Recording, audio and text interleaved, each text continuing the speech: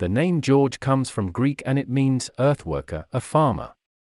There are over 20 saints with this name, all canonized by the Catholic Church, but the most important of them is George from Cappadocia, the martyr.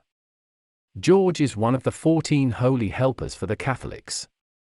It is a group of saints whose help has been especially efficient over the centuries. In addition to Catholics, Saint George is also venerated by Orthodox Christians under the name of George the Victorious. The symbolism of George's battle with the dragon also has special significance for the Rastafarians. The commemoration of Saint George usually falls on the 23rd of April, the anniversary of his death. In Poland, due to the feast of the country's patron saint, Aldas.Art, which falls on the same day, celebrations related to the cult of Saint George were moved to the 24th of April. Saint George is the patron saint of all the professions that originate from knighthood and are related to weapons, that are soldiers, cavalrymen, armorers, and gunsmiths. Scouts all over the world venerate him as their special patron saint. Because of the significance of his name, farmers and also prisoners, whose long imprisonment precedes their martyrdom, seek refuge under his protection. Coopers, blacksmiths, and artists also consider Saint George their patron saint. The saint is especially fervently prayed to during epidemics. People struggling with dermatological and venereal diseases, and also lepers call on his intercession. What is more, numerous countries, cities, and groups have chosen Saint George as their patron saint. He is the patron of England, Russia, Germany, Sweden, Lithuania, Portugal, the Netherlands, Serbia, Bosnia, and Montenegro, among others. Georgia got its name in honor of the saint, as in Greek his name is Georgios.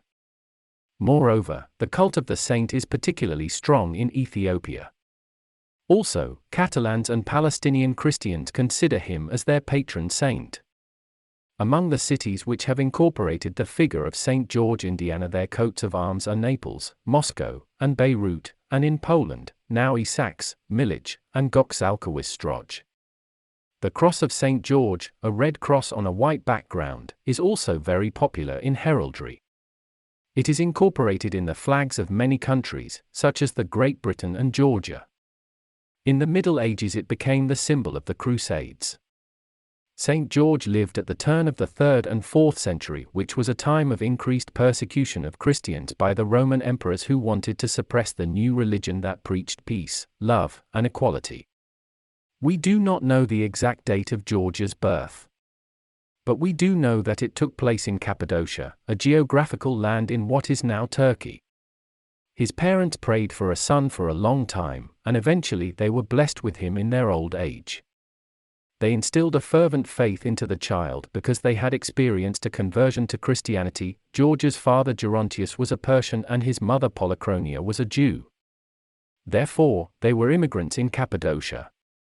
George voluntarily became a Roman soldier. His talent for leadership was quickly recognized and the young man rose through the ranks very fast. During Emperor Diocletian's visit in Nicomedia, George was one of the emperor's personal bodyguards. It was the Emperor Diocletian who caused George's suffering and led to his martyrdom. Diocletian really hated the Christians and he personally ordered their persecution. He demanded that every soldier should offer a sacrifice to Roman gods in order to see if any of them had been secretly baptized. George refused to take part in a reprisal against his fellow men and in the offering sacrifices in honor of pagan deities. He was imprisoned for his faith in God.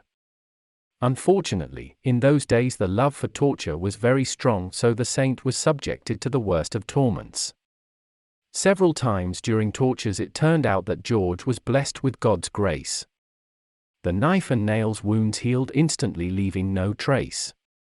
A 3-day period of staying up to his shoulders in a pit with quicklime did not do any harm to the young man. While he was incited to praise the Roman gods over and over again, George made the sign of the cross, and at that moment all the statues of Apollo in the area collapsed. But the torturers did not give up, constantly tormenting the saint for 7 years. Because of the great amount of suffering he endured, the Eastern churches even call him the Great Martyr. Eventually, the decision was made to execute him by beheading by the city walls of Nicomedia, on the 23rd of April 303. Alexandra, a widow of a former Roman emperor, observing the torture inflicted on George, converted to Christianity. She was sentenced to death alongside George for publicly declaring her new faith, but she died naturally on the way to the execution site. Soon both George and Alexandra were canonized. The body of the saint was moved to Lydda, his mother's hometown, now located in Israel and named Lod. The exact location of the tomb is not known. The cult of St. George spread all over Europe, especially among knights and military guilds. His intercession was invoked by participants of the Crusades, among them was the famous English King Richard the Lionheart. In the 12th century, the saint's symbol of a red equal-armed cross on a white field was spread, and it is still used on the flag of England today. It was also at that time that the most famous legend about St. George slaying a dragon gained popularity. The dragon had made its nest by the spring from which the inhabitants of the city of Cyrene in Libya drew water. It would not allow people to take some water until they brought him a sheep. After a while, all the animals in and around the city were devoured by the dragon, and the people faced death from thirst. So instead of sheep, the dragon demanded a young girl in exchange for water. Drawing water from the spring was therefore connected with a terrible sacrifice. The Cyrenians decided that the fairest way to choose a young girl would be drawing by lot. One day the lot fell to the king's daughter. The ruler begged for her life, but eventually he humbly led her to the dragon.